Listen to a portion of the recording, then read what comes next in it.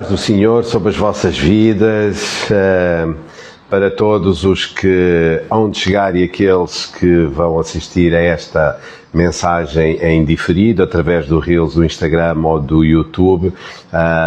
Deus vos abençoe poderosamente, uma feliz Páscoa para todos vocês, que esta Páscoa tenha sido um momento de bênção na vossa vida, da mesma maneira que o facto de ela existir ser, enfim, razão de bênção para a nossa vida. Se não é a Páscoa, nós não teríamos a nossa salvação. E quando eu digo a Páscoa, não me refiro à Páscoa dos judeus, refiro-me à Páscoa que Cristo celebrou no momento em que Ele institui a Santa Ceia, tornando-se Ele mesmo, portanto, a nossa Páscoa. Tenha noção de que a Páscoa cristã é diferente da Páscoa judaica. Nós não celebramos a mesma Páscoa, vamos assim dizer.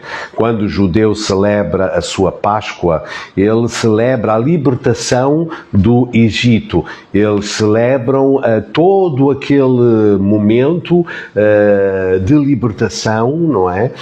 Que Deus proporcionou a um povo que estava em cativeiro, tirando-os do Egito através da ação de Moisés e levando-os até à terra prometida.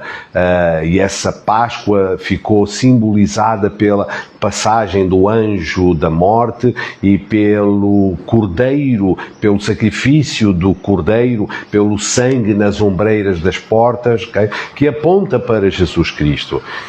Então a Páscoa que os judeus celebram, eles não celebram essa ponte para Jesus Cristo, eles celebram um ato do passado, celebram a libertação do povo do cativeiro. Nós celebramos Jesus Cristo. A nossa Páscoa é Jesus Cristo. Ele foi o cordeiro que foi sacrificado lá no Êxodo. Portanto, quando nós celebramos a Páscoa, nós não celebramos o Êxodo. Nós celebramos a morte e a ressurreição de Jesus Cristo. A nossa Páscoa é diferente. E quando celebramos a Páscoa, nós celebramos a instituição da Santa Ceia também. Olá, Núbia, minha querida. Deus abençoe profundamente. Uma Páscoa feliz para ti. Estou aqui a explicar a diferença entre a Páscoa cristã e a Páscoa judaica, ainda que ambos celebramos coisas diferentes. Houve depois o início da mensagem. E então também eu vos queria dizer uma coisa a propósito da Páscoa, da diferença entre a Páscoa cristã e a Páscoa judaica. Nós, os cristãos, nós somos chamados a orar por Jerusalém. Nós amamos os judeus porque entendemos que eles são um povo chamado de Deus, ainda que desobedientes e ainda que precisando da salvação de Cristo. Mas não nos desenganemos, o cristão não é amado pelo judeu. Nós vamos perceber na mensagem de hoje que se Jesus viesse hoje, aliás, nós sabemos que na segunda vinda eles vão se converter, vão reconhecer Cristo como o Messias pela maneira como Ele vem. Porque se Cristo viesse hoje como veio há 2000 anos atrás, os judeus teriam-no crucificado na mesma. Não nos desenganemos. O amor que nós sentimos por Israel, o amor que nós sentimos por Jerusalém, o amor que nós sentimos pelo povo judaico não é recíproco. Okay? Eles não sentem a mesma coisa relativamente a nós. Jesus para eles, tirando os judeus messiânicos, Jesus para eles, se viesse hoje, continuava a ser crucificado. Então, meus queridos, a minha mensagem para hoje, que eu vou tentar que não seja muito longa, é sobre um momento da vida de Jesus que antecede a sua morte e a sua ressurreição. Quando nós celebramos a Páscoa, nós celebramos a morte e a ressurreição. Mas ouçam, não existe morte e ressurreição sem passar pelo julgamento. Okay? Existe um julgamento. Um dos aspectos importantes da Páscoa é o julgamento. Jesus tinha que ser julgado. Repare, se Jesus morresse de uma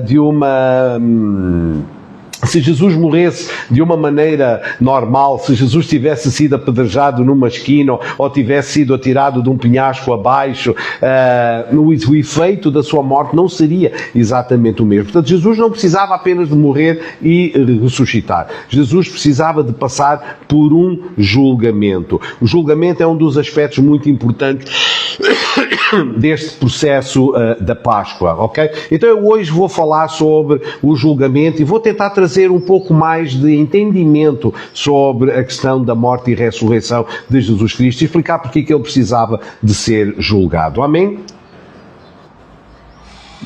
Então eu vou começar por ler convosco. E hoje eu estava a pensar, hoje vou ler mais do que pregar. E não está errado, porque quanto mais for a palavra a falar de si mesmo, melhor. Então nós vamos até João 18, 12, o momento a seguir a que Jesus é preso. Ele termina, portanto, a ceia, vai para o Getsemane, passa a noite em oração, depois chega Judas com os guardas do sacerdote, não é? Dá um beijo em Jesus, não é? E a partir daí Jesus é preso, Pedro saca a espada. Vocês conhecem essa história? Nós vamos começar a partir dali, a partir do versículo 12, e diz assim: assim, a escolta, o comandante e os guardas dos judeus prenderam Jesus e maniataram-no. E o conduziram primeiramente a Anás, pois era sogro de Caifás, sumo sacerdote naquele ano. Caifás era o sumo sacerdote, mas ele foi levado primeiro a Anás, que era o sogro, portanto o sumo sacerdote. Ora, Caifás era quem havia declarado aos judeus ser conveniente morrer um homem pelo povo. Reparem bem, Caifás já tinha dito, portanto, num encontro antes, quando eles se preparavam, logo pouco depois da conversa de Jesus com Nicodemos, que era necessário que um homem morresse pelo povo. E por uma razão muito simples. E aqui já estamos a entrar na questão do julgamento, não é? Ainda que esse evento tivesse acontecido bastante antes. Sempre houve, de alguma forma, durante o período do domínio romano sobre aquela terra de Israel, Judeia, Palestina, Samaria, Galileia, não é? Sempre houve este espírito de um Messias que se levantasse para terminar com o domínio romano. Acontece que sempre que se levantava não é? Sempre que se levantava um falso Messias, não é? Que levava o povo para uma guerra com os romanos, a seguir eles eram tremendamente castigados. Então criou-se um pouco, junto destes dirigentes judeus, não é? Principalmente as classes dirigentes, os sacerdotes, os principais das sinagogas, os escribas, enfim, as classes dirigentes, que não era bom, de alguma forma, atentar contra os romanos, porque isso iria pôr em causa, portanto, o bem-estar do seu poder, ok? Então, de alguma forma, eles preferiam estar debaixo do jugo romano, desde que isso não mexesse com as suas próprias autoridades. Então, estava tudo ok. Então, ou seja, por essa razão era importante que morresse alguém. Não que fosse uma profecia. Era importante que algum judeu morresse para acalmar, portanto, os romanos, para que os romanos tivessem esta sensação de ter as revoltas controladas. Que já de si é mau, portanto, na natureza, no coração desta gente. E depois continua no versículo 15. Simão Pedro e outro discípulo seguiam a Jesus. Sendo este discípulo conhecido do sumo sacerdote, entrou para o pátio deste com Jesus. Pedro, porém, ficou de fora, junto à porta. Saiu depois o outro discípulo, que era conhecido do sumo sacerdote, falou com a encarregada da porta e levou Pedro para dentro. Então a criada, encarregada da porta, perguntou a Pedro: não és tu também um dos discípulos deste homem? Não sou, respondeu ele. Bom, esta é a parte, não é? Vou saltar aqui um pouco, em que Pedro nega Jesus. 3 vezes ele é reconhecido, 3 vezes ele nega estar com Jesus. Um dia também vou explicar a minha visão do porquê que Pedro negou Jesus, mas não vai ser hoje, não é? Então vamos voltar, portanto, à conversa de Jesus com o sumo sacerdote. Então o sumo sacerdote interrogou a Jesus acerca dos seus discípulos e da sua doutrina. Declarou-lhe Jesus: eu tenho falado francamente ao mundo, ensinei continuamente tanto nas sinagogas como no templo, onde todos os judeus se reúnem. Nada disse em oculto. Por que me interrogas? Pergunta aos que ouviram o que lhes falei. Bem sabem o que é que eu disse. Dizendo ele isto, um dos guardas que ali estavam deu uma bufetada em Jesus, dizendo: é assim que falas ao sumo sacerdote? Replicou-lhe Jesus: se falei mal, dá testemunho do mal. Mas se falei bem, por que me feres? Então Anás o enviou maniatado à presença de Caifás, o sumo sacerdote. Passou primeiro pelo sogro, vai agora, portanto, ao sumo sacerdote. Ok? Depois, aqui, lá estava Simão Pedro, esta é a parte em que Pedro nega pela terceira vez. Então agora Jesus está diante de Pilatos e a partir daqui quero que prestem alguma atenção. Depois levaram Jesus da casa de Caifás para o pretório. Era cedo de manhã. Eles não entraram no pretório para não se contaminarem, mas para poderem comer a Páscoa. Então Pilatos saiu para lhes falar e lhes disse: que acusação trazeis contra este homem?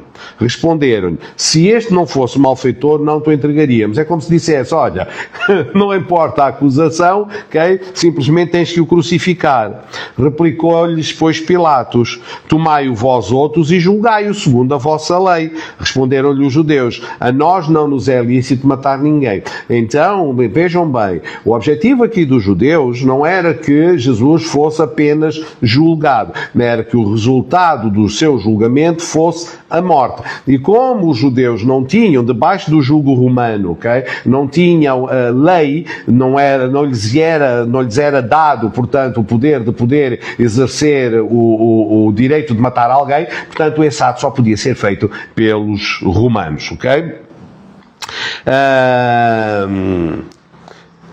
Tomou Pilatos a entrar no pretório e então chamou Jesus e perguntou-lhe: és tu o rei dos judeus? Respondeu Jesus: vem de ti mesmo essa pergunta ou tu disseram outros a meu respeito? Replicou-lhe Pilatos: porventura sou judeu? A tua própria gente e os principais sacerdotes é que te entregaram a mim. Que fizeste? Respondeu Jesus: o meu reino não é deste mundo. Se o meu reino fosse deste mundo, os meus ministros se empenhariam por mim, para que não fosse eu entregue aos judeus. Mas agora o meu reino não é daqui. Então lhe disse Pilatos: logo tu és rei. Respondeu Jesus: tu dizes que sou rei. Eu para isso nasci, para isso vim ao mundo, a fim de dar testemunho da verdade. Todo aquele que é da verdade ouve a minha voz. Perguntou-lhe Pilatos: o que é a verdade? E tendo dito isto, voltou aos judeus e lhes disse: não acho nele crime algum. Reparem, não acho nele crime algum. É costume entre vós que vos solte alguém pela ocasião da Páscoa. Quereis, pois, que vos solte o rei dos judeus? Reparem bem, Pilatos não estava nem aí para o título que estavam a dar a Jesus. Se era o rei dos judeus ou se não era. Se para ele era-lhe completamente indiferente. Ele olhou para o homem, olhou para Jesus e disse: não vejo nele crime algum. Então gritaram todos novamente: não este, mas Barrabás. Ora, Barrabás era um salteador. Portanto, havia este hábito, né, de pela Páscoa soltar, portanto, um prisioneiro, um dos judeus. Jesus podia ser esse homem liberto porque Pilatos não via nele crime algum. Mas os judeus, estes judeus, os líderes judaicos, pediram não este, mas Barrabás, que era um salteador. Então, por isso, Pilatos voltou a Jesus e mandou açoitá-lo.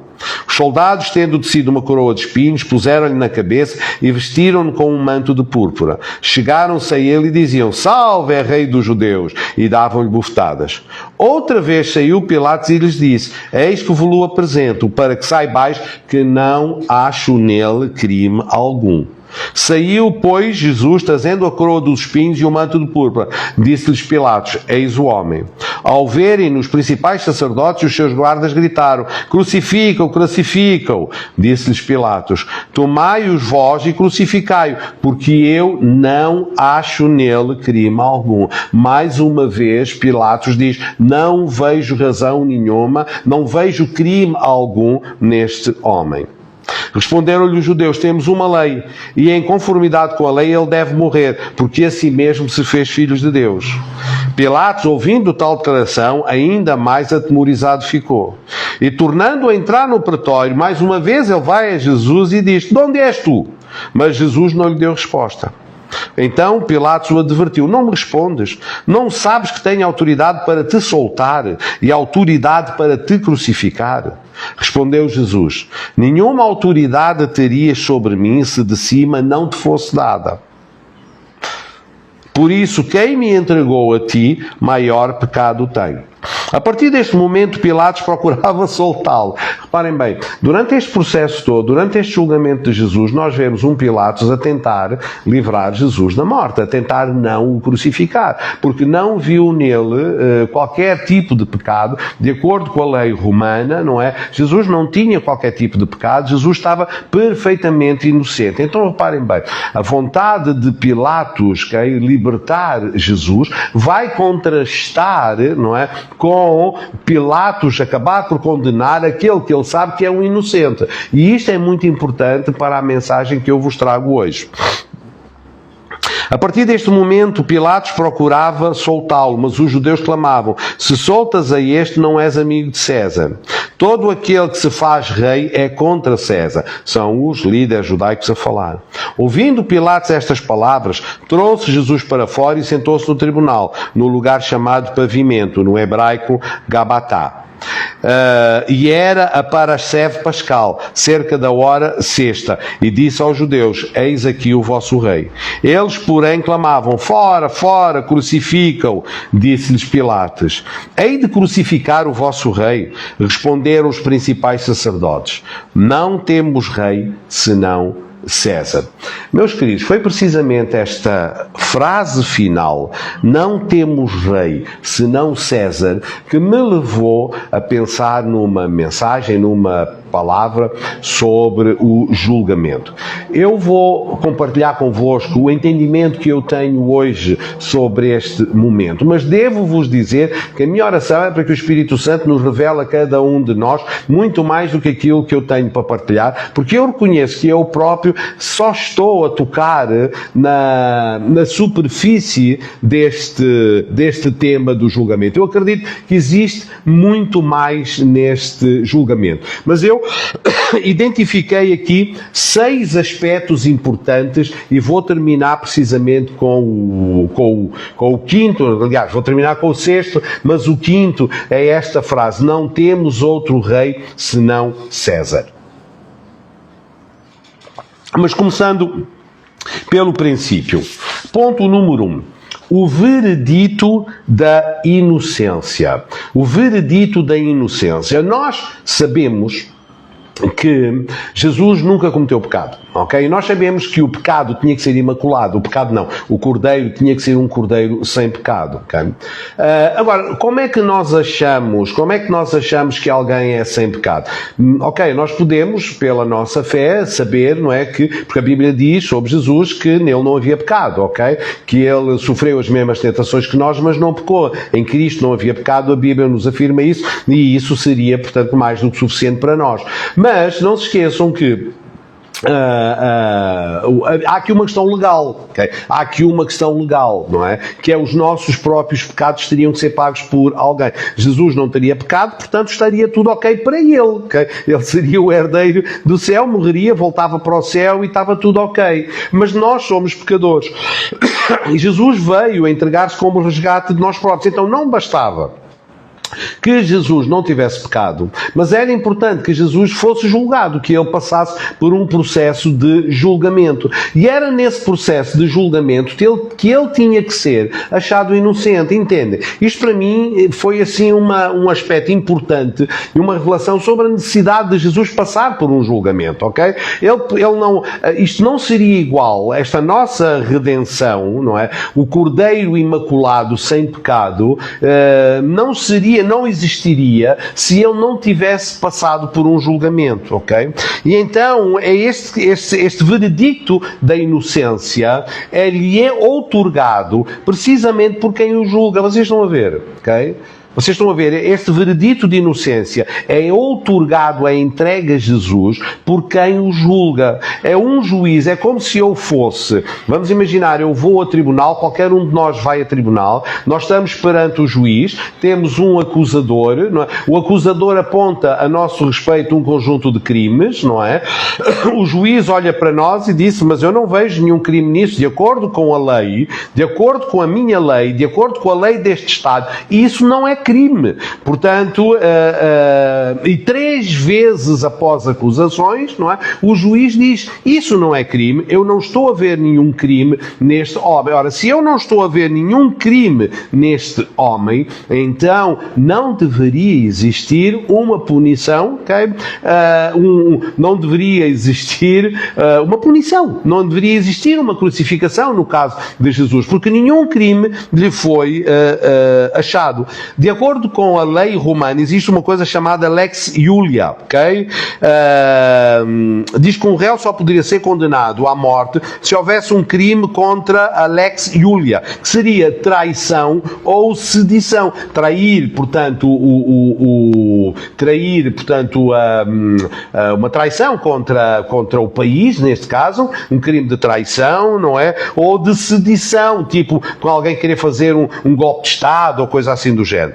Portanto, Pilatos era um homem cínico e endurecido, ele examina Jesus e não encontra matéria-prima, okay, para a sua condenação. O que é interessante é que este não encontrar matéria-prima para a sua condenação coloca em Jesus o quê? Um selo de inocente. Colocou em Jesus um selo de inocente. Ok, Jesus é inocentado na presença, portanto, daquele o único que tem poder para o julgar, ok? Coloca em Jesus um selo de inocência. Okay? Se ele tivesse uma única falha, se Jesus tivesse uma única falha, portanto, a sua morte seria para pagar a sua própria falha. Vocês estão a entender? Se Jesus tivesse uma falha, qualquer que fosse, se Jesus tivesse qualquer tipo de pecado, se Jesus tivesse qualquer coisa que Roma lhe pudesse apontar, a sua morte seria para pagar a sua própria falha. Mas como Jesus não tinha nada, pela própria lei dos romanos, okay, que o pudesse incriminar, então Jesus Cristo recebeu o selo de inocente. 3 vezes ele foi inocentado. Então reparem bem, quando Pilatos diz não acho nele crime algum, em João 18:38, o céu está a usar a boca de um juiz pagão para carimbar o sacrifício. O mundo, reparem bem, aqui estou a separar, porque nós temos o mundo, okay, e temos os religiosos da época. Okay? O mundo declarou limpo para que Deus o pudesse carregar com a nossa sujeira. Então, quando Jesus vai ao tribunal civil, Jesus vai ao tribunal secular, ele é declarado inocente. Okay? E ele é julgado, ele é crucificado, ele é penalizado, mas com o selo de inocente. Okay? O ponto 2 desta narrativa é a culpa de todos nós. A culpa de todos nós. Jesus foi julgado por 2 sistemas. Okay? O teológico, que era o sinédrio, okay? Ou seja, representa tudo aquilo que é o judaísmo, que é a lei judaica, que é a lei mosaica, que é tudo aquilo que existia, não é? Antes da morte e da ressurreição de Jesus Cristo. Depois, a partir daí, existe um novo caminho, o caminho da cruz, o cristianismo. Mas até aquele momento, tudo era, de um lado, judaísmo, ou tudo era lei mosaica, prefiro chamar assim, porque mesmo dentro da lei mosaica, enfim, nem tudo era judaísmo, mas vamos chamar daquilo que era lei mosaica, daquilo que era Moisés, não é? E do outro lado, o que não era, okay? Que era o mundo. Então, reparem bem, neste julgamento nós temos presentes todo o ecossistema terrestre, okay? O teológico, representado pelo sinédrio, e o mundano, gentílico, representado pelo romano, que era a grande potência mundial, portanto, naquela altura. Portanto, o sinédrio representava a revelação de Deus, okay? O sinédrio representava a revelação de Deus, mas usou a lei para matar quem deu a lei. Ok? Né? O sinédrio representava a lei e usou a lei para matar quem deu a lei. Ok? Roma representava a justiça e a ordem, mas usou o seu poder para crucificar a sua própria justiça. Não sei se vocês estão a ver como é que eu vou chamar a isto? Não sei se vocês estão a ver, estou aqui a dar pequenos pontapés no meu tripé. Isto moveu-se aqui um pouco. Vamos pôr isto assim. Ok? Melhorou. Bem-vindos a todos aqueles que, entretanto, estão a chegar agora. Roma está a usar o seu próprio poder para crucificar a sua própria justiça. Porquê? Porque, sabendo Jesus inocente, ele crucifica Jesus na mesma. Ok? Agora, terceiro ponto, o método da cruz. Este também aqui é muito importante. Portanto, os sinédrios, eles queriam, portanto, a morte de Jesus. Mas eles não tinham o direito de executar. Ok? Eles não tinham o direito de executar. O direito de executar estava nos romanos. Eles precisavam de Roma para que a execução fosse a crucificação. Reparem bem, porquê que Jesus não podia morrer de uma maneira qualquer? Jesus não podia morrer apedrejado, Jesus não podia cair de um penhasco, Jesus podia morrer de... Não, Jesus precisava de morrer de crucificação. Só que os judeus não podiam crucificar ninguém, eles não tinham poder para isso. Okay? Então precisavam de usar o poder secular para que Jesus fosse crucificado. Agora reparem bem, a profecia dizia assim, não é? João 12:32, e eu, quando for levantado da terra, todos atrairei a mim. Quando eu for levantado da terra, todos atrairei a mim. Repara bem que o próprio Jesus, não é? Ele traz esta profecia sobre a sua própria morte, dizer, vai haver um momento em que eu vou ser levantado da terra. A sua morte é como se fosse entre a terra e o céu. É como se a cruz fosse uma espécie de um para-raios. Vocês já pensaram nisso? Como se a cruz fosse uma espécie de um para-raios, ok? O castigo divino sobre os nossos pecados, aquele raio que nos deveria fulminar, cai no para-raios que é a cruz, que se levanta entre o céu e a terra, ok? Agora, reparem bem, no meio de todo este imbróglio, não é? Nós vemos a mão divina de Deus, o plano divino de Deus, portanto, a manifestar-se na morte de Jesus Cristo através do seu julgamento. Portanto, eles queriam-no morto, mas Jesus não podia apenas ser morto. Ele tinha que ser julgado e ele tinha que ser julgado inocente. Mas mesmo inocente, ele tinha que ser crucificado. E porquê? Porque sendo crucificado, ele seria levantado. Okay? E sendo levantado, quando ele fosse levantado, todos atrairei a mim. Portanto, a cruz era o patíbulo da vergonha. O julgamento romano foi a ferramenta que foi utilizada para que Jesus fosse pendurado entre o céu e a terra. Este para-raios celestial, não é? que impediu a fúria divina, não é? de Deus chegar até à terra, chegar até à humanidade. Cara, que coisa impressionante, que coisa... reparem, ou seja, de um lado eu tenho o Sinédrio, tenho os judeus, não é? a quererem condenar Jesus, okay? Do outro lado tenho o mundo a querer inocentar Jesus. Okay? De um lado eu preciso que a morte de Jesus seja por crucificação, porque ele tem que ser levantado, ok? Do outro lado, não é? Aqueles que o podem crucificar não o querem crucificar, porque o veem inocente. Mas mesmo vendo o inocente, eles crucificam a sua própria justiça. Porquê? Porque crucificam alguém que eles sabem inocente. E Jesus, ao ser inocentado e ao mesmo tempo castigado, ou seja, Jesus, ao ser inocentado e ao mesmo tempo crucificado, ele torna-se então hábil, torna-se então, vou dizer uma palavra que me parece que não é mais correta, digno, vamos dizer assim, de receber sobre ele então todos os nossos pecados. O castigo, portanto, que nos traz a paz foi colocado sobre ele. É através do julgamento, repare, através do julgamento, não é através da morte e da ressurreição, é no julgamento, ok? No facto de ele ser considerado inocente. Então, enquanto cordeiro inocente, ele pode receber a nossa culpa. Glória a Deus. Se eu parasse por aqui, e se nós parássemos para pensar, ok? Nós já tínhamos entendido a razão do julgamento, porque é que era importante que ele fosse julgado, porque é que a sua morte não precisava de ser uma morte qualquer, ok? Ele tinha que passar pelo julgamento, porque o julgamento ia inocentá-lo, ok? E a inocência do seu julgamento iria torná-lo digno de levar, então, com os pecados de toda a gente. Ele precisava de ser julgado pelo mundo, ok? O mundo julgou e o considerou inocente, e mesmo assim o crucificou, ok? Agora, amados, há aqui um aspecto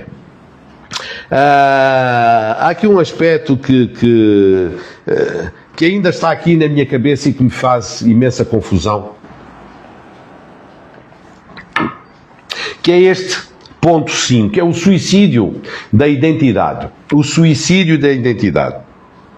Sabem, os judeus nunca foram um povo fiel. Nós olhamos para a Bíblia e percebemos que em toda a narrativa, em toda a história bíblica, nós vemos que, e lemos isso, nós lemos o livro de Oséias, nós vimos que continuamente, não é? Deus diz: tenho as minhas mãos estendidas para um povo rebelde.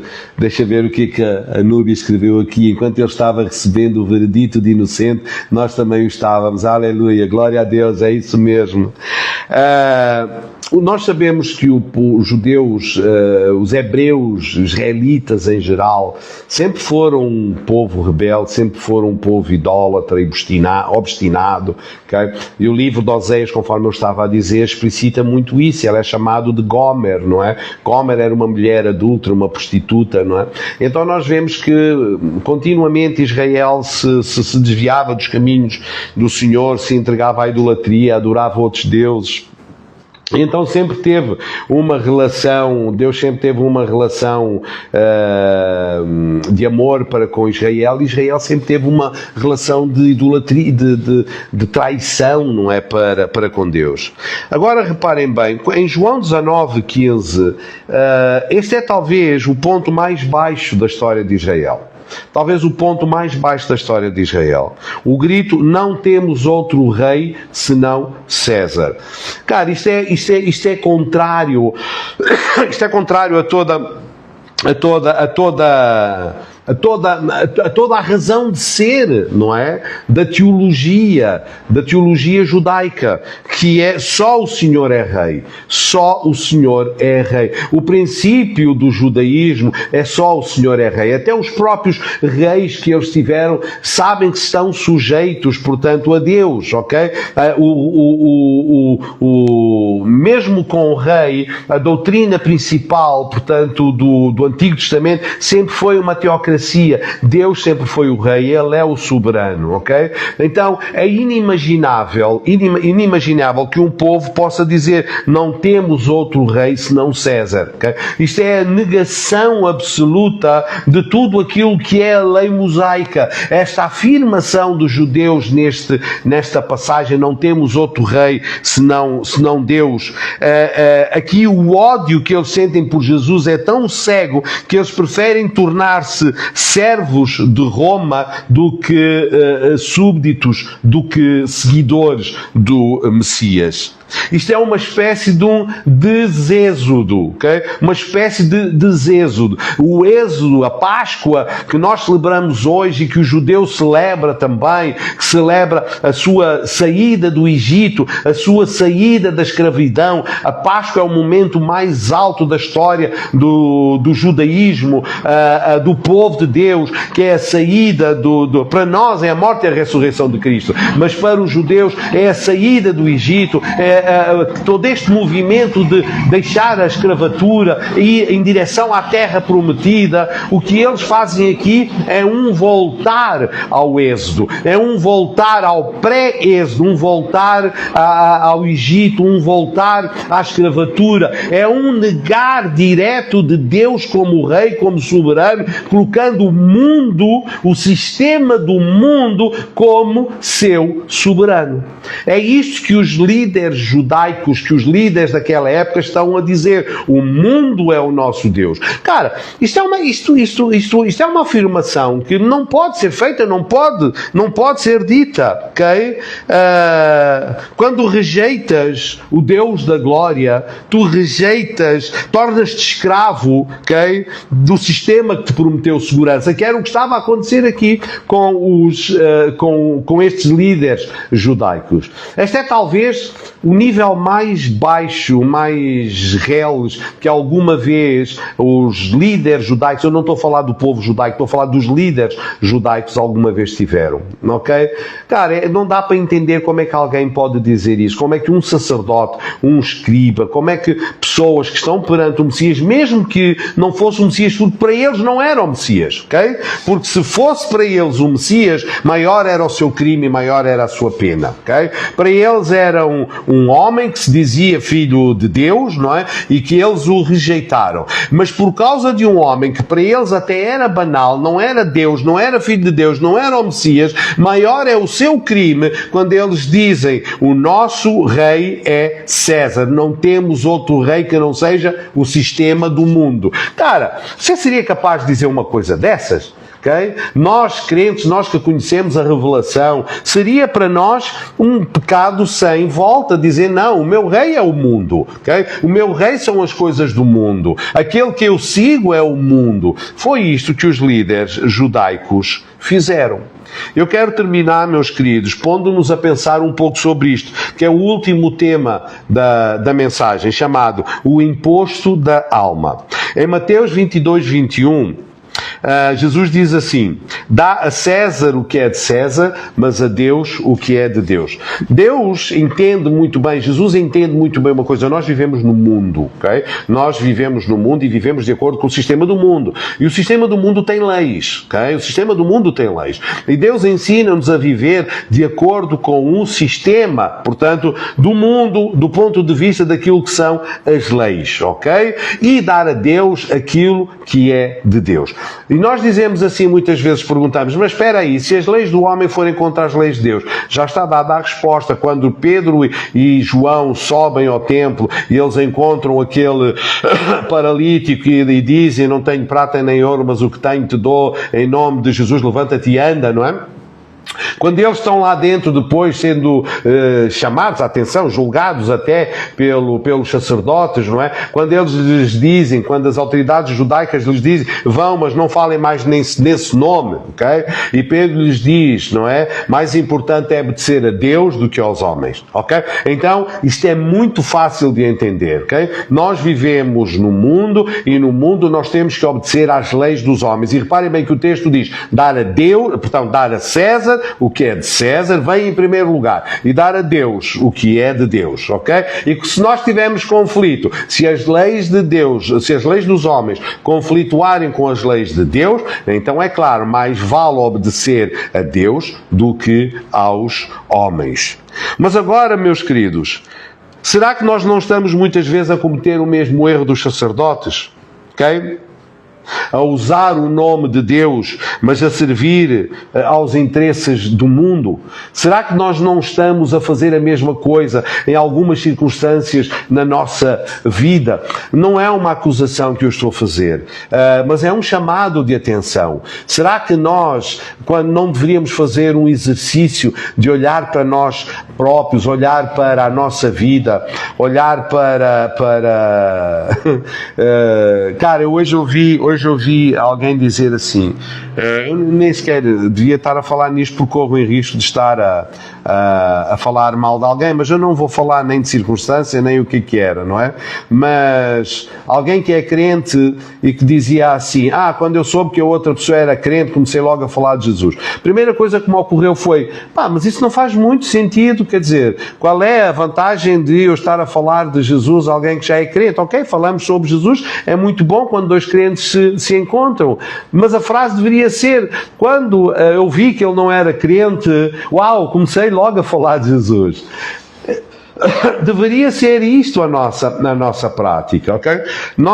A comunhão é muito boa, ok? A comunhão é muito bom quando duas pessoas que têm a mesma visão do mundo, duas pessoas que servem o mesmo Deus, duas pessoas que são família, quando se encontram, celebram, ok? Mas isso não significa que quando eu não estou com aquele que não é crente, que eu não deva também falar de Jesus. Antes, pelo contrário, isso é o ID, não é? Isso é o ID, isso é o primeiro mandamento que todos nós temos, que é apresentar Jesus em tempo e fora de tempo a qualquer pessoa que nós encontramos na nossa vida, ok?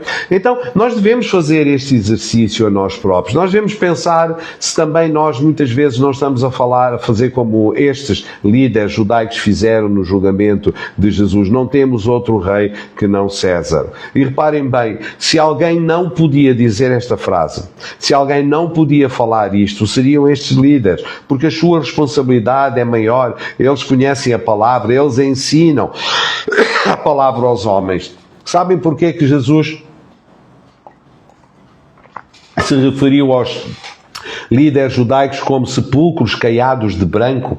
Sepulcro caiado de branco é uma forma de dizer hipócrita, ok? Aquela pessoa que por fora tem um aspecto de santidade, mas por dentro está podre. Um sepulcro é isso. Se você abrir, lá dentro está podre, é podridão, é um cadáver, está podre, não é? E então, hipocrisia significa isso. É um sepulcro caiado de branco. Alguém que por fora tem uma aparência de santidade, mas que por dentro está podre, por dentro está destruído, ok? E então estes líderes, estes sacerdotes, estes escribas, estas pessoas importantes do judaísmo da época, não podiam ter caído mais baixo, não podiam ter entrado mais profundo nas profundezas do inferno espiritual, negando o próprio Deus, dizendo, não temos outro rei que não César, para condenarem alguém que foi declarado pelos únicos que o podiam condenar como sendo inocente. 3 vezes Pilatos declarou Jesus como inocente, como alguém que não tinha visto nele qualquer falha, qualquer pecado, qualquer ato que justificasse a sua condenação. Mas apesar disso, Pilatos condenou. Apesar disso, Pilatos entregou-o à morte. E, meus amigos, deixem-vos dizer isto, graças a Deus. Okay? Porquê? Porque foi este julgamento feito pelos dois sistemas, reparem bem, pelo sistema do mundo, representado pelos romanos, sistema do mundo, o judaísmo, os gentios, perdão, e pelo sinédrio, que é o sistema mosaico. Portanto, ou seja, a globalidade condenou Cristo, ok? A globalidade condenou Cristo e condenou um inocente. Amados, eu gostava de poder abrir o vosso coração e poder-vos fazer sentir como eu me senti quando isto foi revelação para mim, que é a necessidade do julgamento, ok? Jesus precisava de passar pelo julgamento, ok? Pelas suas pisaduras nós fomos sarados, é um facto, ok? Todo o seu sofrimento, toda a sua dor, ok? Mas foi o julgamento que o inocentou. Okay? Você tem noção disso? O julgamento a que ele foi sujeito inocentou. Está escrito e ficou publicamente escrito, okay? Que quem o julgava, o único que tinha poder para o julgar, neste caso que era Roma, o sistema do mundo, okay? Porque é no mundo que todos nós estamos, declarou-o inocente. Você tem noção disso? Cara, eu gostava de poder fazer uma pausa,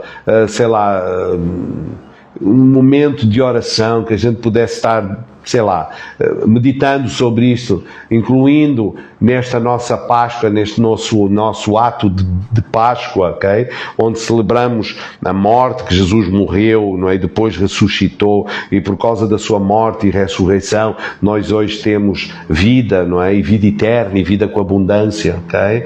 Mas isso só foi possível porque antes houve um julgamento. Okay? Jesus precisou de ser julgado e nesse julgamento ele precisou de ser inocentado e sendo inocente ele ainda assim foi crucificado. Cara,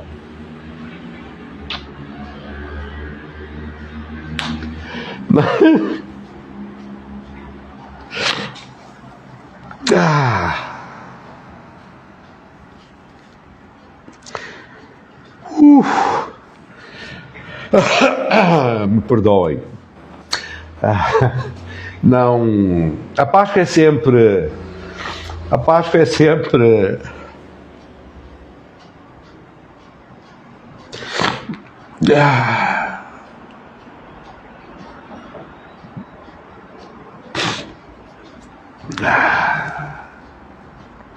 sabem, nunca tem coisas às vezes tem coisas na nossa experiência com Deus que está a ser difícil. A nossa não tem chega a altura que a gente fica sem palavras, né? A gente fica sem palavras quando a gente percebe a magnitude de Deus, não é? Os planos de Deus são insondáveis, não é? Só eu sei os planos que tenho para ti. A gente ouve a frase, mas não tem noção. A gente não sabe. Só eu sei os planos que tenho para ti. A gente tem que se posicionar nessa frase pensando que, não é? Ela foi dita bem lá atrás, bem antes, não é? Da crucificação de Jesus, bem antes do julgamento. Jesus já estava a dizer, Deus já estava a dizer, Jesus que é Deus, não é? Ainda que fosse o Pai. Bem sei os planos que eu tenho para ti, planos de paz. Bem sei os planos, ok? Nós não imaginávamos os planos, que os planos passavam por o Deus encarnar, não é? Se fazer filho de Deus, viver a sua vida na terra, levar sobre nós os nossos pecados, não é? Ser julgado, ser achado inocente. Okay? Esta história do Cordeiro inocente, ela não existe sem julgamento. Não sei se você tem noção disso. Ela não existe sem julgamento. Sem julgamento, Jesus não é inocente. Ele precisava de ser inocentado pelo sistema do mundo e ainda assim crucificado. Okay? Pilatos teve que olhar para ele 3 vezes. Não vejo pecado neste homem, mas mesmo assim crucificou. Okay? E por causa dele ser inocente no ato da sua crucificação, nós podemos ser redimidos. Porque aí ele pôde levar sobre ele o pecado de toda a humanidade. E quando ele foi levantado, ele mesmo diz, todos atrairei a mim. Okay? Cara, e é tão linda esta ideia da cruz ser uma espécie de um para-raios. Okay?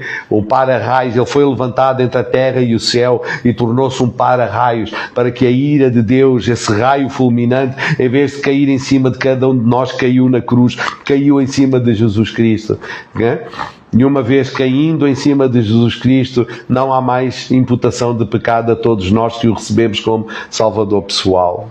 Então, glória a Deus. Eu dou graças a Deus pela oportunidade que eu tive neste momento de partilhar esta palavra convosco, de partilhar este insight. Se há algo que é importante na minha vida é quando eu tenho a possibilidade que a coisa mais bela que Deus me dá é aquilo que eu recebo, poder entregar a alguém, que é aquilo que o Espírito Santo me revela, que eu poder entregar a alguém, que eu poder dizer, toma, o Senhor me entregou isto, toma, eu te entrego. Espero que impacte a tua vida da mesma maneira que ela impactou a minha, que esta revelação impactou a minha. Meu Deus, que a gente se livre de nunca fazer como estes judeus fizeram. Temos como rei a César. Temos como rei o mundo. Que o nosso coração, que o Espírito Santo nos guarde, de em qualquer circunstância da nossa vida a gente possa dizer, meu rei é o mundo, meu rei são as coisas do mundo, ok? Porque quem tem amizade com o mundo tem inimizade com Deus. A amizade com o mundo é inimizade com Deus. Não estou a falar com as pessoas do mundo. Nós temos que amar. Deus amou o mundo de tal maneira e nós também temos que amar, né? As pessoas do mundo, não as coisas do mundo, não é? Meus queridos, Deus abençoe poderosamente a vossa vida. Que Deus possa guardar o vosso coração, Deus possa guardar a vossa vida, Deus possa liderar os vossos caminhos, Deus possa ser bênção, Deus possa trazer revelação Eu oro nesta tarde para que esta Páscoa possa ser ainda um momento de revelação na vossa vida, que o Senhor Deus possa tocar o vosso coração como toca o meu, que Ele possa transformar a vossa vida, que possa ser um momento de cura, de transformação, de entrega total, que nós possamos reconhecer na nossa vida e permitir que Deus se sente no trono do nosso coração e que seja verdadeiramente o nosso Rei, okay? Que a gente possa fugir do mundo, que a gente possa fugir do mundo e das coisas do mundo, das vicissitudes do mundo, da concupiscência da carne, da soberba dos olhos, que nós possamos deixar o mundo atrás de nós e à nossa frente Cristo e a cruz, o Calvário, a salvação, a vida eterna. Oh, aleluia. Que o Senhor abençoe poderosamente a vossa vida, meus queridos. Deus seja convosco em todos os momentos. Deus vos abençoe. Eu vos amo do fundo do meu coração. Eu quero que Deus tome conta de toda e qualquer circunstância. Eu oro para que haja cura. Se algum de vocês neste momento está a precisar de cura, em nome de Jesus eu declaro curado, em nome de Jesus. Se algum de vocês está a precisar de uma porta aberta em termos de trabalho, eu declaro essa porta aberta em nome de Jesus. Eu profetizo sobre a tua vida em nome de Jesus, que a porta seja aberta, que haja abundância de trabalho. Se você precisa de que Jesus julgue a sua causa, Ele é o seu advogado, eu oro para que haja justiça, que seja feita justiça sobre a sua vida, que você seja feito justo e justificado, okay? Eu oro para que portas se abram, que haja cura, que haja libertação, que o que quer que seja que você esteja buscando na sua vida, okay? Que seja posto diante de Deus e que Deus julgue a sua causa e lhe dê uma causa favorável, em nome de Jesus. Eu oro para que haja abundância na sua despensa, para que a sua conta bancária seja próspera. Eu oro para que também haja abundância de gratidão no seu coração e generosidade para com o seu irmão, e inclusive para aquele que até você não conhece, porque se nós só formos bons para aqueles que nos amam, de que nos adianta isso, não é? Então Deus abençoe poderosamente a vossa vida. Sejam felizes, vivam com paixão. Deus vos abençoe e lembrem-se, encontramos-nos no topo. Um abraço. Deus vos abençoe. Amo-vos muito.